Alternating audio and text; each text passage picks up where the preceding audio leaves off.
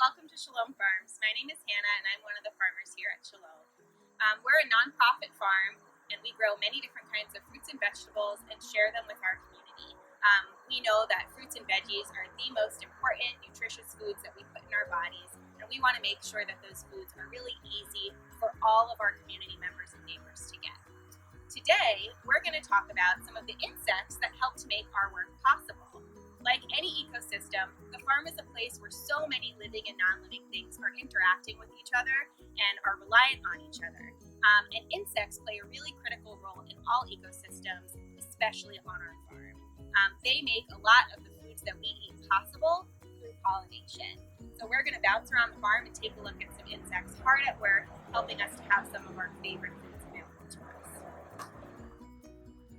So as humans, we eat every part of the plant. We eat roots, stems, leaves, flowers, and fruit. When we think of fruit, we often think of sweet things like watermelon and strawberries. But the fruit is any part of the plant that holds the seeds. So that includes things like cucumbers, peppers, and squash and zucchini. This is our squash and zucchini patch here. We have some yellow squash growing. And any fruit that you eat actually started out as a flower, and that flower needed to be pollinated by an insect. So in this case, we have our little squash blossom right here, which is also edible and very tasty.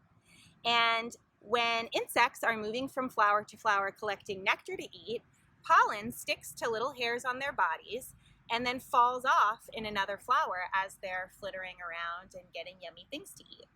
So we can see in this flower here, I'm just going to peel back the petals. This is the stamen of the flower right here, and if I touch my finger to it, you'll see little tiny yellow pollen granules getting stuck to my finger. So that's what's happening when insects are moving from flower to flower. And then these little pollen granules will fall off in the next flower that they go to, and the pollination process starts and fruit is formed. So here you can see the ovary of the plant. That's the fruit part. That's going to be able to get bigger and bigger and bigger and become what we recognize and enjoy and eat. And so without insects, we really wouldn't be able to eat a huge number of things. If you can think of anything that you eat and enjoy that has seeds in it, you probably should be thanking an insect for being able to eat that food.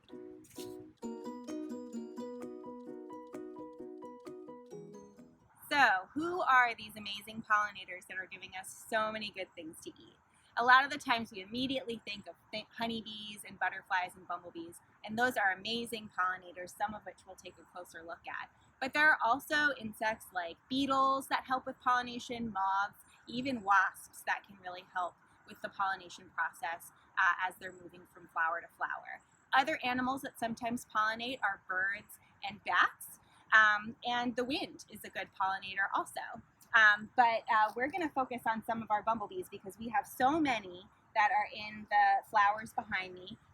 Different pollinators prefer different colors, and bees see the color purple and blue really well. So you can see on these purple flowers there are just lots of bumblebees active and at work. And when we get really up close, we can even see the little bags of pollen stuck to their hind legs that's getting moved from flower to flower. Even though we're a fruit and vegetable farm, we plant many flowers throughout the farm because they attract so many different kinds of insects that then help us do our work and grow good food for the community. Since pollinators are so important to the work we do and to maintaining a healthy ecosystem here on the farm, we try to help and support them in as many ways as we can. One of the ways we can do that is providing food sources through all of the flowers that we plant.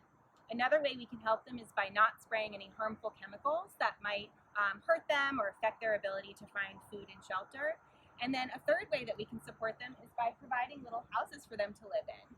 We have honeybee hives in the back, which you might be familiar with.